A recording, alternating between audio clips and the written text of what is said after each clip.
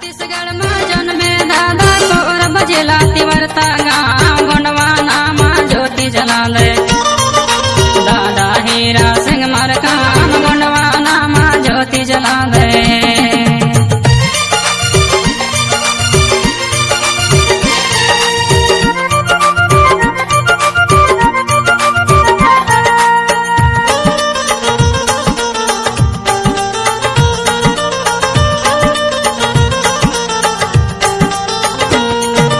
देश विदेश में जाके दादा खोया जनला करे पुकार जाग जाओ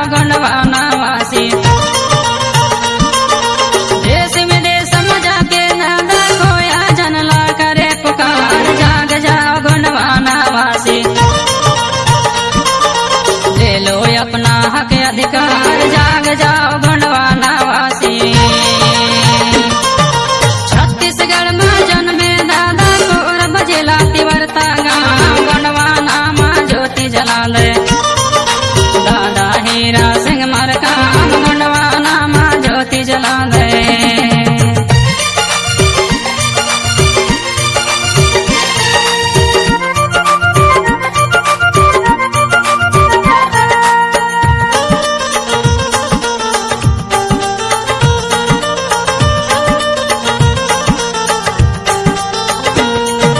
महिला जागो मट्टी तोड़ो गोंडवाना के खोलो बैग मुट्ठी मुट्ठी अनाज बचा लो। महिला जागो मट्टी तोड़ो गोंडवाना के खोलो बैग मुट्ठी मुट्ठी अनाज बचा लो। खोया जन हो जाओ एक मुट्ठी मुट्ठी अनाज बचा लो।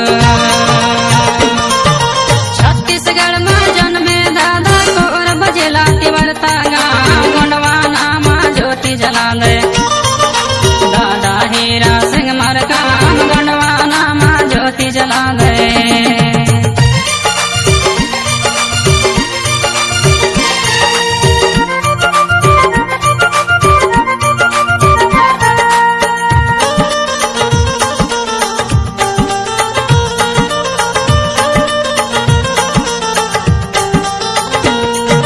गोंडवाना समग्र क्रांति दादा हीरा कर दे शुरू कैयक बन गए नेता वक्ता।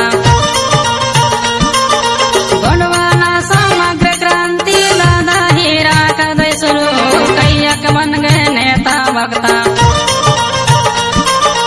गायक धर्माचार गुरु कैयक बन गए नेता वक्ता।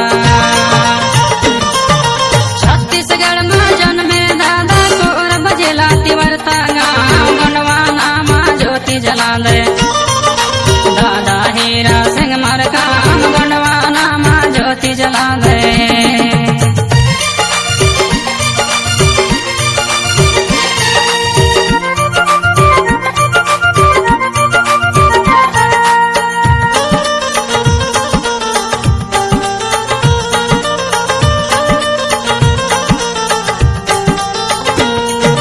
गोंडी धर्म है गोंडी है भाषा था यहाँ गोंडवाना राज हीरा दादा सबला बता दे। गोंडी धर्म है गोंडी है भाषा था यहाँ गोंडवाना राज हीरा दादा सबला बता दे।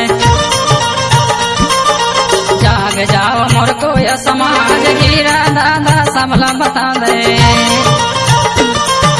छत्तीसगढ़ में जन्मे